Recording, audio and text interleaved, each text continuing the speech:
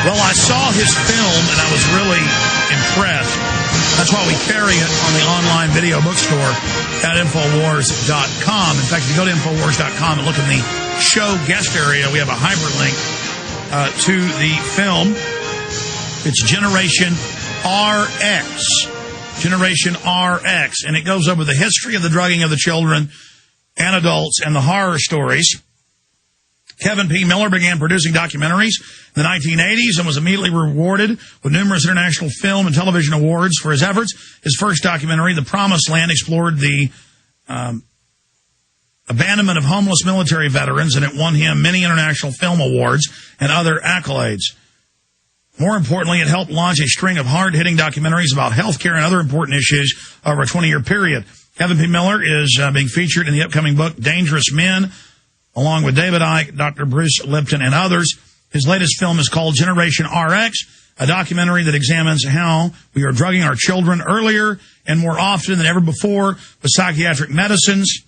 It has been hailed by 2 Academy Award winner Paul Higgins as powerful and often chilling eye-opener.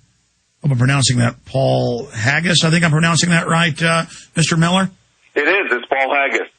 Fantastic. Listen, so much to go over, so much to cover here. But whenever I look into the drugging of children and the New Freedom Initiative with its own internal documents saying the goal is to put 50% of America's kids on psychotropics and antipsychotics, these drugs brain damage people. They admit it causes suicide and psychopathic outbursts, especially in people that are already prone to impulse control. They know what they're doing, and as society breaks down, and now they have drugs for the drugs. I've seen those ads on television. So this is a bottomless pit, it seems, and the public is pretty much unaware of it. So I appreciate you making this film. Well, listen, it's a great honor to be on your show, and I know that you've been covering the topic for a long time. And, when you talk about experimentation, that's already being done, of course, and the foster kids who are already in the worst situation imaginable without parents, they're being shifted around from house to house and institution to institution. And in California, Massachusetts, many states around the country, Florida, for one, over 75% of the foster kids are already on antipsychotic medications, Alex. So, it doesn't get much uglier than that, frankly. Continue. Well, I think that the reality is that when you've got 75% of the most vulnerable kids on antipsychotic medications, you know that there's some kind of trial going on. They're dumbing down people. And frankly, this is what we're putting another, 10 million or so kids who are diagnosed as, quote, bipolar disorder. That's the exact class of drugs that kids are being put on. And so, it's really an ugly thing, and it's only made uglier by the fact that our tax dollars are supporting it. In Florida, for example, that 75% of the foster kids that I was mentioning to you, I think it's 55 to 58% of those are being paid for by Medicare. So it's a ridiculous, heinous situation. Now, when you talk about 75% in some states, the national average, at least when I made Endgame 2 years ago, was 69% of the nation's foster children are on psychotropics. And you're right that even then, I saw the number of 80%, approaching 80%, being on the drugs in some states. And they did a study in Texas, and we even have some committee hearing clips in Endgame, where the state psychiatrist says, well, it's eugenics. They have bad gene pools, is why we're putting upwards of 70% in the case of Texas on them. But as you said, some states even higher. Just let that sink in for the listeners out there. 75% of foster children on psychotropics and antipsychotics, but don't stop there. The Texas report from WOAI-TV in San Antonio, itself from the state's own numbers, said they're on an average of 7 drugs. And there were medical doctors on the TV program that we play clips of here saying they would see a healthy kid at, say, 3 years old that got grabbed by foster parents, by the system. And they'd see him 5 years later in a wheelchair, totally retarded, not even able to speak. So they are murdering these children with the drugs. And you're talking about what conventional journalists are reporting, Alex, and so that makes it even more shocking because we know that there's this one hand feeds the other kind of attitude in the mainstream media.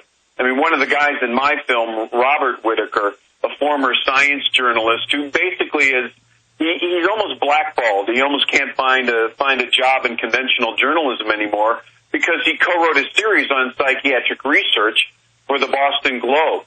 And part of what he told me in the interview was that it's literally 1 out of every 70 children in the United States who are on antipsychotic medications alone. Of course, the number is higher if you include Ritalin and antidepressants and the like. So this is not a lark. This isn't a fluke.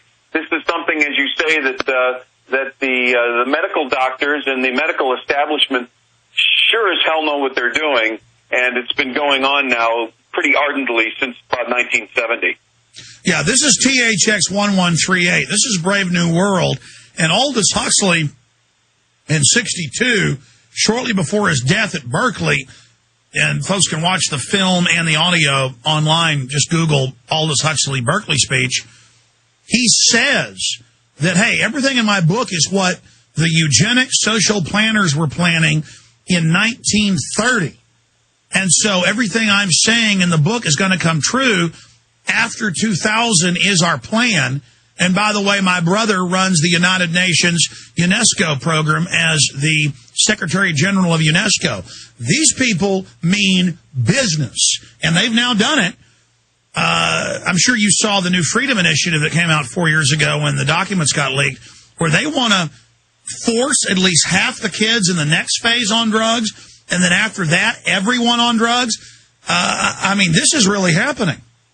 Well, I think that the timing of Generation RX is really extraordinary because it was rolled out just around the same time that, again, our friends, our cohorts in the mainstream media, New York Times and LA Times and Washington Post were starting to reveal for the very first time that, oh my God, there's actually a collusion going on. There's conflicts of interest. There's payola going on, especially when it comes to the Diagnostic and Statistical Manual for Mental Disorders, the so-called Bible for mental disorders. Yeah, I found out that the school nurses get weird kickbacks in payola, and so they push it on the kids and say, oh, here's a psychologist, here's a card. They're just like drug pushers, but they're not out on the playground selling the kids crack. They're doing it in the school, and they'll send the cops if you don't take it.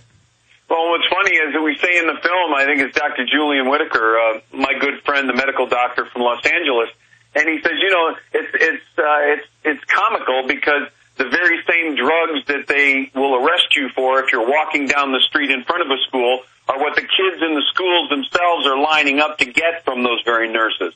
So, you're exactly correct. And this is not a surprise, nor is it a secret.